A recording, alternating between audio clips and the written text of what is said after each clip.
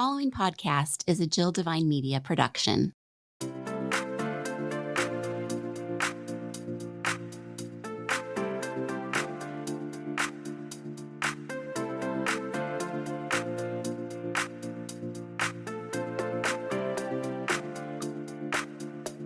I'm so happy that you chose to hit play on this week's episode of Normal Goes a Long Way. I'm Jill Divine, your host, and this week we are covering chapter 4 of the story, Deliverance. All right, we are in our series, The Story, and going back to the beginning of January, I was supposed to lead off with an introduction to the story and kind of like a big overview of the entire Bible and how it's arranged and how it's organized, but we were snowed out, we were snowed home. So that didn't happen. And then we looked at chapter 1 of the story, which is a narrative form of the Bible. And so you try to go through the entire story of the Bible, at least the main parts of the story of the Bible. And we started with the creation and the fall, so the story of Adam and Eve. And then we looked at the story of Abraham. And Abraham lived about 2000 BC, so way back in time, 2,000 years before Christ.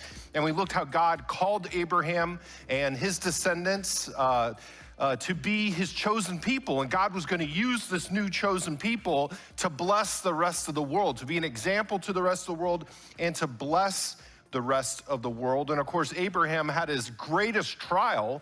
The greatest trial is that God was going to give him a son even at an old age. And wow, he and Sarah now had this miracle in their life. And then God challenged him to sacrifice his own son. And I like to think that part of the reason Abraham was called to do that is to take him up to the mount and just get ready to sacrifice him. And of course, then God says, no, I don't actually want you to do that. I just wanted to see where your heart is. In a lot of other religions, yes, Abraham, they're sacrificing children. But I don't need that. But maybe just for a moment, you felt what I'm gonna feel when I have to give my own son over. And of course, I'm talking about the cross there. So that Abraham moment is such an important part in the story of Israel. And then last week, we looked at the story of Joseph, or really the story of Joseph and his brothers, the 12 sons of Jacob. And the story of Joseph happens a few hundred years after Abraham. And today now, we're gonna look at the story of Moses, because Joseph helped lead the Hebrew people into Egypt, and that went well because Joseph was second in charge over all of Egypt. There was a Pharaoh who loved him and who knew that he was faithful. And so this Pharaoh actually trusted in Joseph. So despite the fact that Joseph initially was enslaved when he was in Egypt, God found a way to bring him up and to protect his people.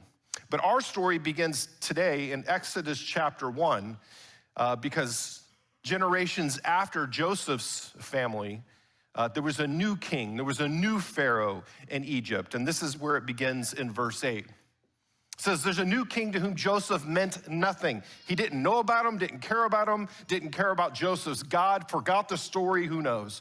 And he came to power in Egypt. Look, he said to his people, the Israelites have become far too numerous for us. Come, we must deal shrewdly with them, or they will become even more numerous, and if war breaks out, we'll join our enemies, fight against us, and leave the country. They become too numerous. He's scared of their numbers. He's got to do something about this.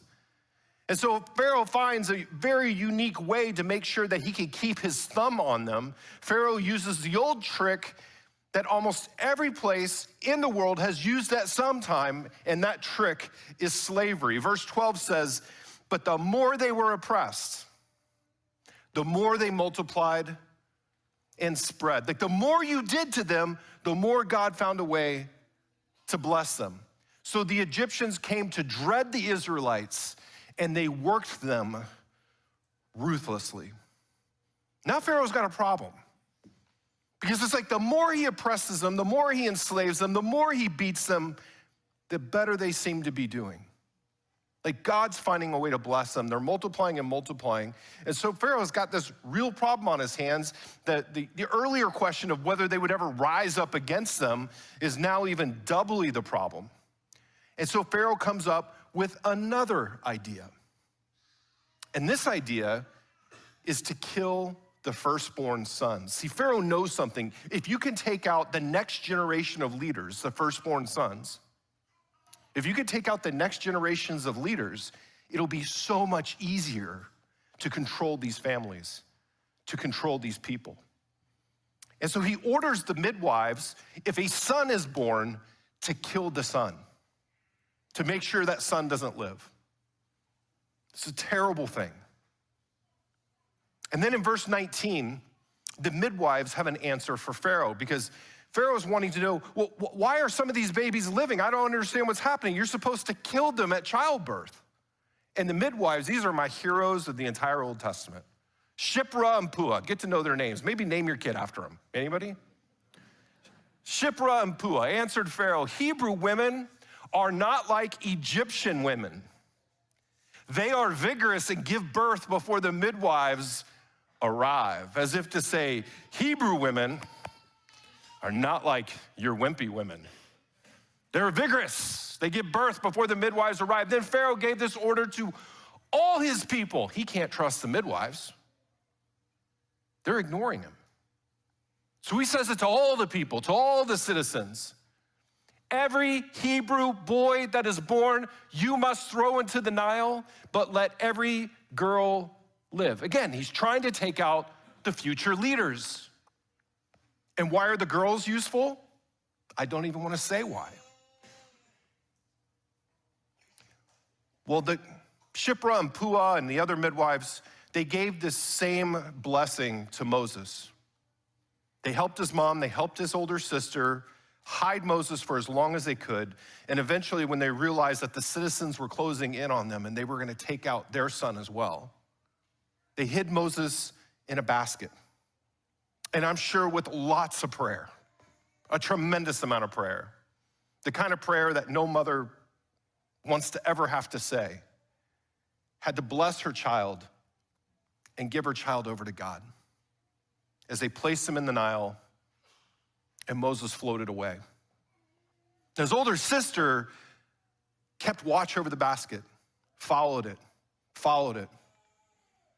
And then Moses was found. And not just found by anybody, he was found by Pharaoh's own daughter, who then adopted him, a child from a different people, from a different race of people, and wanted to raise Moses as her own. And now think of what God has just done here. He didn't just protect Moses at birth, and he didn't just protect Moses in the Nile, and he didn't just get Moses adopted. He got Moses adopted into the most powerful family in the world, which is to say, Moses would have the best kind of home and protection and security. Moses would have the best kind of nutrition, the best kind of education, the best kind of military training. Moses was going to be raised as the best of the best, a leader of leaders in the household of Pharaoh. Now, God's going to need this later on. But let's not overlook this very important miracle in Moses' life that happens right at the beginning of his life. Because yes, anywhere else, maybe Moses would have been safe, but here, Moses is getting trained. He's getting trained to become a prince of Egypt. The story continues. Moses is now a man. He's about 40 years old.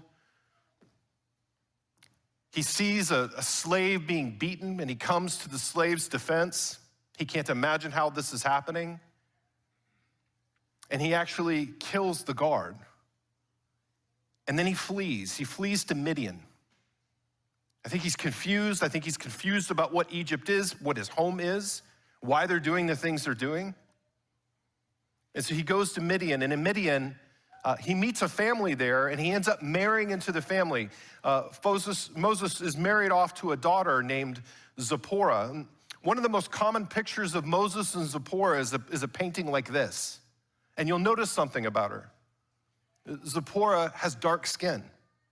And the Bible tells us later on that she's actually a Cushite. Well, where is Cush? Now, Cush is modern-day Ethiopia, where it meets Sudan, that region. I've been to that region. I've been to Ethiopia. I've been on the border of Sudan. I had a Sudanese pastor at my last church, so I got to know the church over there quite a bit. My former associate pastor is now the bishop of the Lutheran Church of South Sudan, which is really amazing. He still lives in America, but he goes over there routinely. But she was from Kush, this region of Ethiopia and Sudan, and this is very much what she probably looked like. And so just think about this. In one of the earliest stories in the Hebrew Bible, in the second book of the Bible, we have Moses and his wife. God is bringing different racial identities, different ethnicities. He's bringing them together into the story that will become the story of his son, Jesus Christ. Now, I don't possibly understand how our country or any other Christian country that was around the world at any time, but specifically I'm talking about the 1700s and the early 1800s, how we ever justified slavery. And I'm talking about the Christians. There's always going to be people like Pharaoh, people who want to use people.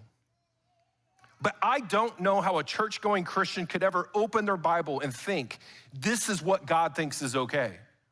Now, you can open your Bible and you can look at it and you can see slavery in it. Yeah, the Bible describes a lot of the crummy things we do to each other. Describes them, doesn't prescribe them. And there's such a huge, huge difference. The Bible loves to talk about sin. And unfortunately, sometimes Christians like to justify their sin. Zipporah also does something really important to Moses, and this is maybe the weirdest part of the story. It's not gonna be in chapter 4 called Deliverance. When you're going through it, they condense the story a little bit. But one of the real weird stories in the Old Testament is in the book of Exodus, where Moses and Zipporah finally accept God's call, and they're going back to Egypt to tell Pharaoh to let God's people go. And when they're on their way, they're staying at a place, and God shows up, and he intends to kill Moses, which is so weird that he just called Moses, and now it looks like he's gonna kill Moses. And Zipporah, with like quick thinking, grabs their son and circumcises their son. And then God backs off. Because something has escaped Moses' attention. He's calling his people into a new covenant, and circumcision was gonna be a part of this covenant. It was always a part of the covenant with Abraham and Isaac and Jacob and so on and so forth. Moses, when he was born, would have been circumcised by the midwives as a Jewish boy, but Moses has become a Midianite. And as a Midianite, Moses has forgot the custom. He's gonna give the covenant to the people, but Moses isn't accepting the covenant for his own family. And Zipporah's like, hey, if God's calling us into this, you need to be a part of the covenant as well. And saves his life. You know the story of the burning bush maybe, but at the burning bush, essentially God gives Moses 3 promises. The first one is, Moses, I have seen my people's misery. I have seen their misery. If you thought I wasn't watching, if you thought I didn't hear their prayers, if you thought I didn't know what was going on, Moses, I've been watching it the whole time, and I've been waiting for you to grow up. I've been waiting to use you. I've been waiting to find a leader like you. So I have seen their misery, and I have heard their cries, every single prayer. And if you're ever in one of those moments in your life where you feel like your prayers sound more like cries, you're calling out to God, you don't have your answer yet, but you're still calling out to God. Maybe this is such an important thing. He heard every single cry of the Jewish people. And he hears yours too. And then number 3, God makes a promise, and he doesn't say exactly when it's gonna happen, but he says, and I'm gonna rescue them. I've seen their misery, I've heard their cries, and I will rescue them. So again, he sends Moses to Pharaoh. Moses takes his brother Aaron with him. Aaron's gonna be the spokesperson. Another one of the reasons God was kind of mad at Moses is when he calls Moses, Moses is like, well, I'm a terrible public speaker. And God's like, hey, who invented the tongue, Moses? Who invented speech? I did all this. You keep talking about your limitations and you're putting your focus on you in the mirror. You're not putting your focus on me and my calling, Moses. But fine. Take Aaron with you, and Aaron and Moses They go before Pharaoh, and God warns Pharaoh through these two prophets. He warns Pharaoh that plagues are coming, 10 plagues. And these plagues are gonna become more severe at each step. They turn the waters of the Nile into blood unless Pharaoh will let his people go. Well, Pharaoh won't let God's people go, and so the Nile waters turn to blood and the fish die. The only thing is, it looks like the magicians of Pharaoh are able to do the same thing. So Pharaoh's not budging, not gonna let the people go. Then you have the plague of the frogs, and the frogs are everywhere. They've come into the city, they've come into their homes. Pharaoh's magicians are able to replicate the same miracle. The problem is they doubled the amount of frogs. So there's frogs everywhere. Pharaoh goes to Moses and says, just get rid of the frogs and I'll let your people go. Moses prays, Moses does, the frogs are gone, and then Pharaoh says, never mind. The plagues continue with the gnats, or the lice. If you have a kid in second grade, the word is lice. The flies, the disease on the livestock, these unhealable boils. And Pharaoh doesn't escape any of these, by the way. But all along the way, he promises to let God's people go, but then he changes his mind when the plague is gone. And before we get to the last plague, which is the most just horrible thing we can imagine, just take for a moment and realize that after the death of the firstborn of the Jewish people and God trying to get his people out of slavery, he gives Pharaoh 10 very clear warnings, one after another, one after another, one after another. And finally, when he gets to the 10th one, it's like God saying, hey, I don't want to go here, but if you're not going to change, if you're not going to set these people free, then I will give you exactly what you gave them. I will give you exactly what you gave my people. And finally, we have the plague of the death of the firstborn. The Egyptians are so upset by this, obviously, that they want the Israelites out. These people are bad luck. Let's get them out of here. Come on, Pharaoh, let's get these people out of here. Pharaoh lets the people go. But once the people leave, Pharaoh realizes something. He realizes he doesn't have his free labor anymore. He's angry, he's upset. He's lost his slave, he's lost his free labor, and so he goes after them. He's got chariots. They've got women and children and grandparents. They've got all their stuff. He's got an army. He's got horses. He's got weapons. They've got moving trucks, except there's no trucks.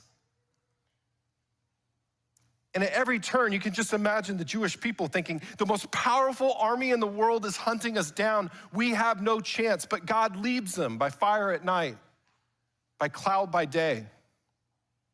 And finally, when they get to the Red Sea, it's Moses' chance to raise his staff and to put it down and to part the waters of the Red Sea.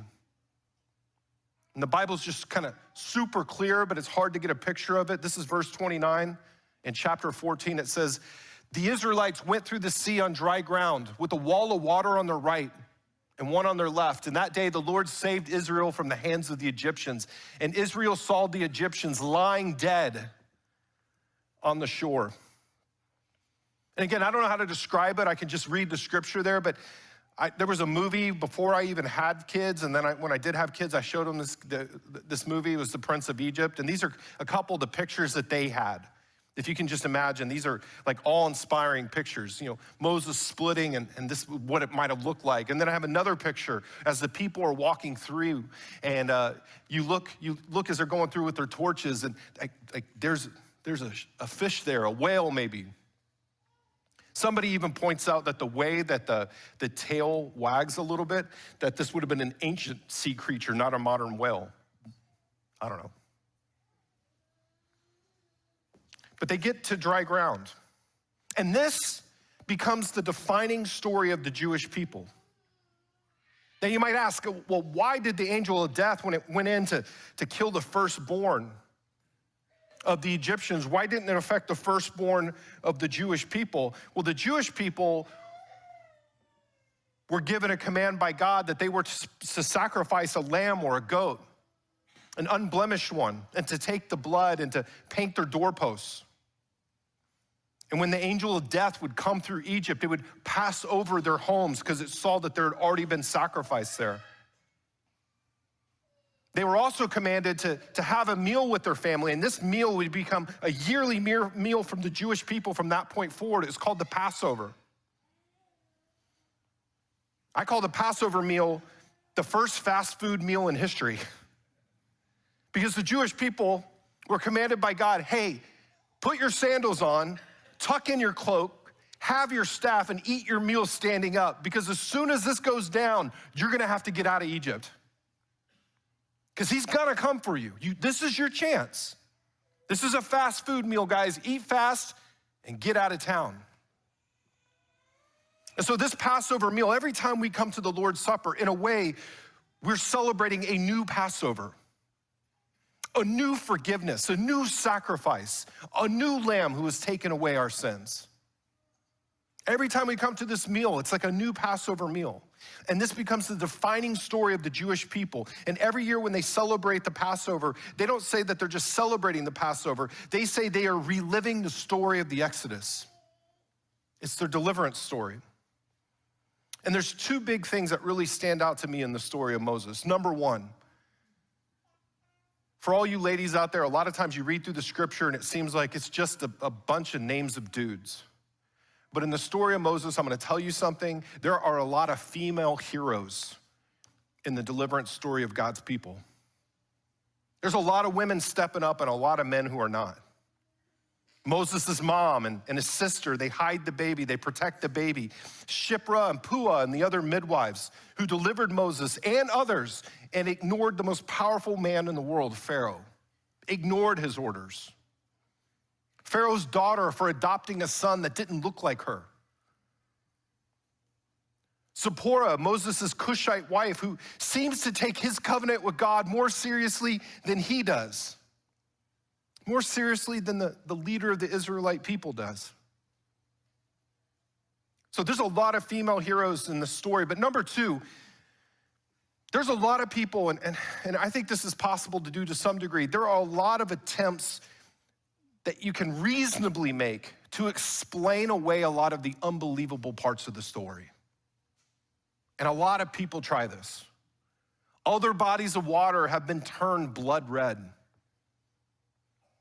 In Texas, we have a river called the Red River, and it's called the Red River because honestly, it looks like a red river.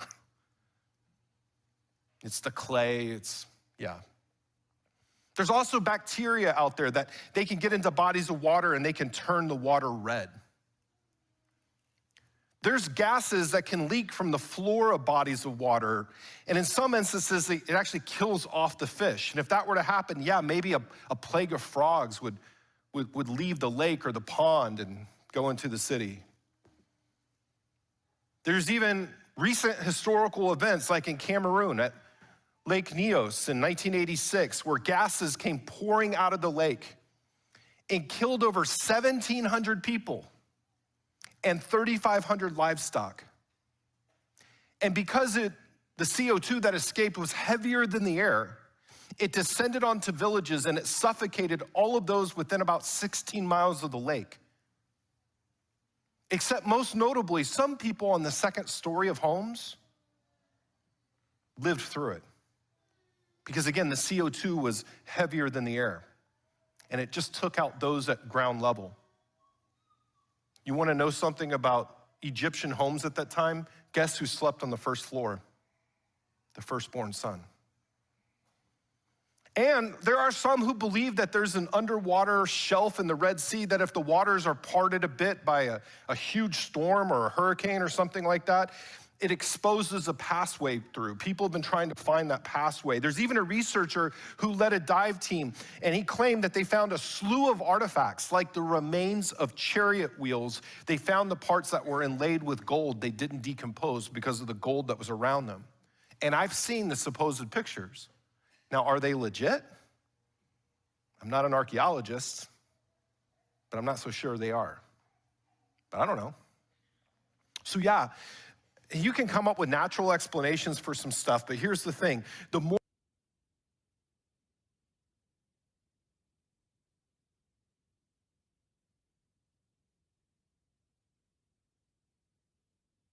we do that, the question becomes, what do you do with the resurrection?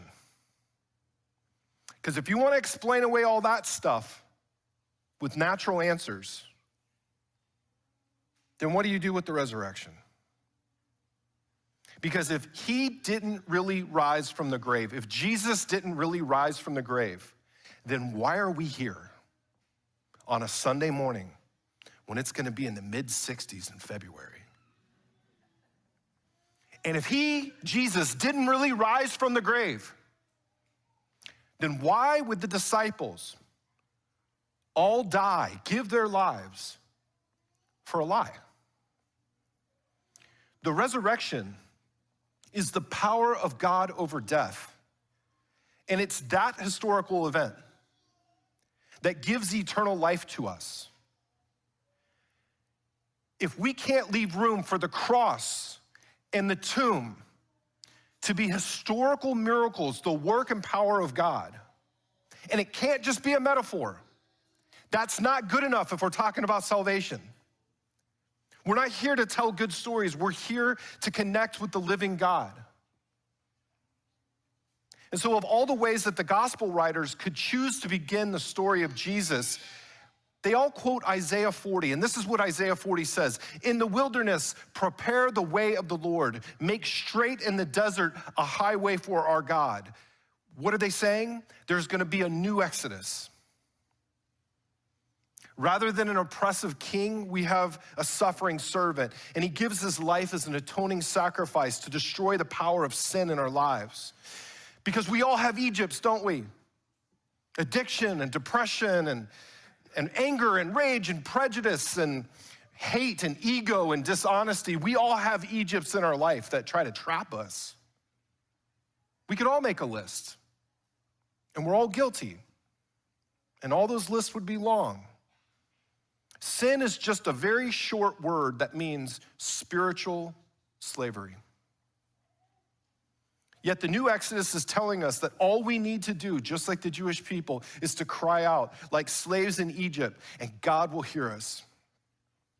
You see, it's one thing to pass through the waters of the sea. It's quite another thing to not want to go back where you were stuck.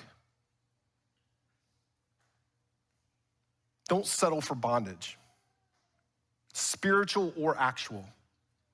Don't settle for it. When I took my daughter back to college just a couple weeks ago, her cousins were there already, and they were telling me how sad they were that they had to put their dog down.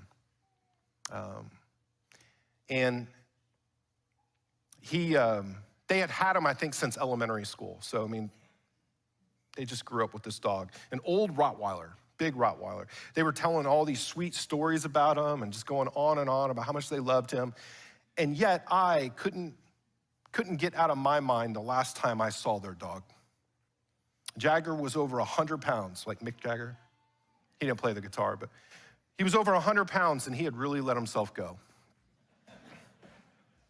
He was pretty much blind, couldn't really smell, probably had body image issues. He just laid around all day and he did nothing. Well, that's not true.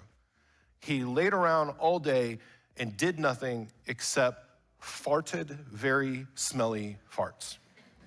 And it was really nasty. And they were loud, and they were smelly, and they were disgusting, and nobody else seemed to notice except for me. And it was terrible. Probably because they were used to it. Just as an aside, I will never get used to that. But here's my point. That's what the devil's trying to do in your life. He's trying to get you to accept that the smelly, gross, sin, bondage, spiritual slave, whatever you want to call it, he's trying to get you to accept that it's always going to be that way and that you're always going to be that way. He's trying to get you to accept that it's normal. And here's what Jesus is doing. He's saying when When things seem at their worst, he's calling you to something better. He knows the past, he knows the baggage, he knows all the junk, but he still calls you. And he calls you to cast light into the darkness, to set captives free, a new way through the wilderness and into the promised land. And if no one has ever told you that, then listen to me now. You are never too far gone. You are never too lost. You are never too broken to be found by God and to be put back together again. Never, never, never. The gospel of Jesus Christ is simply this. It is deliverance from everything that shackles you. And so a part of what we're going to be doing as we journey through the story of the Bible is telling you, let go of the chains and just follow him. We hope you've been inspired so far by the messages we have based on this story by Randy Frazee. If you're ready to go deeper, head to the show notes or to normalgoesalongway.com and check out the study questions that we have for you. These study questions can be done by yourself or with a friend. And make sure you tune in this Thursday as Miss Hannah and Miss April deliver you the kids' version of this week's message.